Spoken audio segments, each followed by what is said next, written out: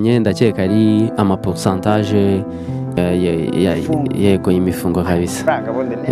So urumva nibyo ngibyo nanjye mba ndaho nyine ndi umuhanzi nawe ari umuhanzi aba manager nabo bakora ibyabo urumva nyine ntabwo babyivangamo cyane. Twice byabayeho ntabwo ndimo nayigaragayemo kubera ko management zombi zitumvikanye ariko nta kindi kazi kubabwira umuntu twenda nyishyira miliyoni 8 dukora n'indirimbo ibyo birashoboka cyane. Ariko kuri run up n'umuntu nafataga icyo gihe dutangira kandi ubu ngubu mfata nk'umushuti wanjye nk'ubandimwe. Yaho okay, kamwereze ikaze nanone wowe wabashije gukurikirana Panza Daily nk'ibisanzwe. Njye mubana ni Patrick nk'ibisanzwe abari ikiganiro Showbiz Today.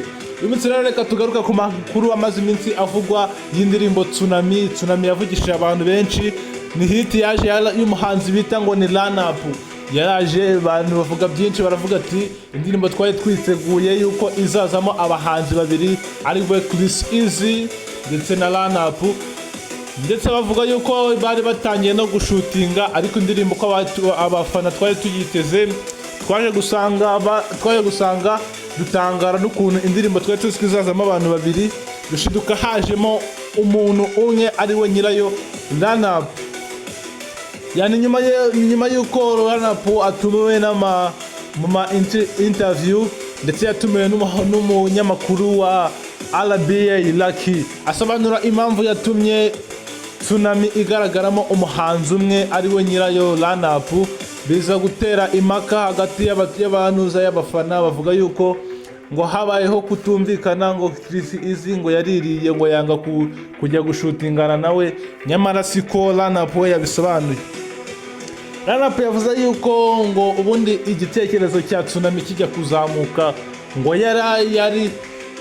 yari yapanze yuko azashutinga Tsunami, ayikorana n'abantu, afatanya n'abantu benshi bagiye batandukanye mu kwandika, harimo bo bita ngo ni Niyo Bosco, ari nawe mu mwanditsi dufite hano mu Rwanda ukomeye ukunda kwandika indirimbo, ufite n'izina rinini mu ntuza muri showbiz nyarwanda mu ndirimbo nyinshi zigiye zitandukanye. Uyu muhanzi rero ngo ni Run Up nawe yavuze yuko iyi ndirimbo ubundi ngo ni Tsunami yari yaporopoje kuyikorana na Element yisibyaza gukunda, ubwo igitekerezo akigeza kuri CHRISS EAZY. Akigeze kuri CHRISS EAZY, CHRISS EAZY yari n'inshuti yiwe bamenyanye nyine bahujwe n'umubyinnyi bita General Benda, biza gukomereza aho ngaho, arababwira ngo gukorana n'uwaribi, bazitangira gushutinga, barakorana indirimbo, barayandika, barayisoza ndetse baranayirikodinga. Indirimbo irarangira, batangira gushutinga, haza kuzamo kutumvikana kwabo hagati ya management zabo, biza kurangira indirimbo isohotsemo umuhanzi umwe. Run Up we yabisobanura agira ati njyewe na CHRISS EAZY nta kibazo dufitanye, ndetse na junior manager we nta kibazo dufitanye, ngo ahubwo ikibazo cyabayeho cyatumye indirimbo isokamo umuntu umwe, ni impamvu ya management cyangwa se ama percentage yabayeho hagati aho ngaho. Ariho bavuga yuko ngo CHRISS EAZY management ye yari yaciye Run Up miliyoni zigera ku 8 zo kugira ngo bakorane iyo collabo, aza kubaho kutumvikana kwabo bituma indirimbo yari igeze hafi kuri 80% bayisubika. Yani nyuma yuko na CHRISS EAZY yatumiwe ni Sibo TV cyangwa Sibo Radio, avuga impamvu yatumye indirimbo ya atayisokamo ko ari impamvu ya management.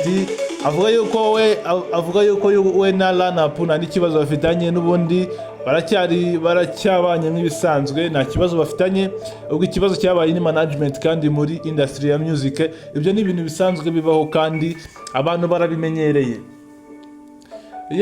Rero CHRISS EAZY we yavuze agira ati njyewe Run Up twari twapanze gukorana indirimbo twarayirikodinze igera kure, twari twayirikodinze dushyiramo ibintu byinshi bigiye bitandukanye. Indirimbo turayirikodinga turi gushutinga, mu gihe tugiye gushutinga haza kubonekamo ibintu batumvikanye neza hagati ya management yacu, biza gutuma indirimbo ngo ya Run Up ama percentage bari bavuze yuko adahagije, baza kumvikana bari gushutinga, baravuga ati se percentage nzakuraho kuri iyi ndirimbo ni iyihe, biza gutuma management ya Chris Easy n'iya Run-Up badahuza neza, birangira indirimbo isohotsemo umuhanzi umwe ari we Run-Up. Nyuma yuko rero Run-Up we yanavuze ko ku bw'amahirwe amungani ntabwo wamenya ngo iby'Imana yari gukora, n'ubundi wasanga iyo bakorana n'ubundi utari kumenya, ariko Run-Up yishimiye yuko indirimbo ye yayishyize hanze, Imana nayikora ibyayo. Ubu ngubu ikaba imaze kugira abantu bamaze kuyireba basaga 790 n'ibihumbi 790 bamaze kuyireba. Akaba ari ikintu gikomeye, ikintu kiri big ku muhanzi kizamuka nka Run-Up. Umuhanzi nka Run-Up kugira ngo atangire mu minsi 10 yewe, mu minsi 10 ya mbere ari hafi gukabakaba miliyoni, urumva bari ikintu kiri big cyane. Yani aho ngaho rero amakimbirane yazamukiye nyine, ntago navuga ngo ni amakimbirane, naho kutumvikana kwabereye. Abantu bavuga byinshi, bavuga yuko ari amakimbirane ngo bikine batinu batumvika ibintu nyine by'amakimbirane, ngo Chris Easy yamwiriyeho yanga kujya gukorana nawe. Ni amapresentage indirimbo yari yarangiye. Run-Up rero amaze kubona yuko bitazakunda gukorana nawe, rero yese afata umwanzuro nyine, urumva yayikoze atishimye, ariko nyine ku bw'amahirwe yabonye hit nyine nk'uko yari yabipanze, ntabwo byakunze, ariko hit yo yarabonetse nk'uko byari bisanzwe. Rero umuhanzi ngo ni Run-Up yafashe umwanzuro wo kujya kuyirekodinga, gusubiramo projet. Ku bw'amahirwe nyine akoranye na Element aramufasha ayisubiramo, indirimbo irarangira, ajya no gushutinga, ajya gushutingira video yiwe. Yavuze ko yashutingiye kuri Serena Hotel, ariho yashutingiye iriya video yiwe, ari kumwe n'umukobwa kazi ukina amafilime nawe tuza kugarukaho byinshi ku byiwe. Hamaze iminsi anavuga mu makimbirane we na Clapton Kibonke, nyine ni ibintu byinshi biba biri muri showbiz bitrendinga kuri izi entertainment ndetse showbiz mbese muri rusange. Ya rero na nyuma yuko umuhanzi ngo ni Chris Easy Elite One, rero nawe ngo ni Chris Easy nawe nyuma yuko asohoye indirimbo FOLOMiANA nawe yamukoreye hit, kuko mu cyumweru kimwe yari imaze kuzuza abasaga miliyoni bamaze kuyireba. Mu gihe cy'ibyumweru bibiri imaze kuzuza miliyoni 1,700,000 by'abantu bamaze kuyireba. Akaba ari hit rero ikomeye, ku muhanzi nka Chris Easy, nubwo nyine asanganye hit, ariko ntago wamenya iyo agize amahirwe akabona hit nk'iyi nayo ibikomeye. Yani nyuma yuko nawe aduteguje iyi ndirimbo ngo ni FOLOMiANA. Iyi ndirimbo FOLOMiANA yaje twiteguye yuko izaba irimo abahanzi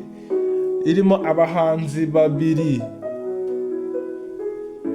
aribo Kevin Kade ndetse n'umuhanzi bita ngo ni Chris Easy. Biza kurangira indirimbo ibonetsemo abahanzi barenze babiri nk'uko twari tubyiteze, iza kubonekamo abahanzi batatu, haza kubonekamo nawo bita ngo ni Tiger B, umwite Tiger B cyangwa umwite The Hit cyangwa umwite Papa Hit, bitewe nuko ubishaka. Rero uyu nawe ni umuhanzi nyine, nawe byaje kurangira ayibonetsemo. Avuga yuko collabo ni ukuntu yamusabye, ibintu si byagorana, yumva indirimbo yiyumvishemo, bahita batangira gushutinga. Indirimbo nyine iba isohotsemo abahanzi batatu, twari tuzi yuko izasohokamo babiri, ariwo Kevin Kade ndetse na Chris Easy, birangira asohotsemo abahanzi batatu.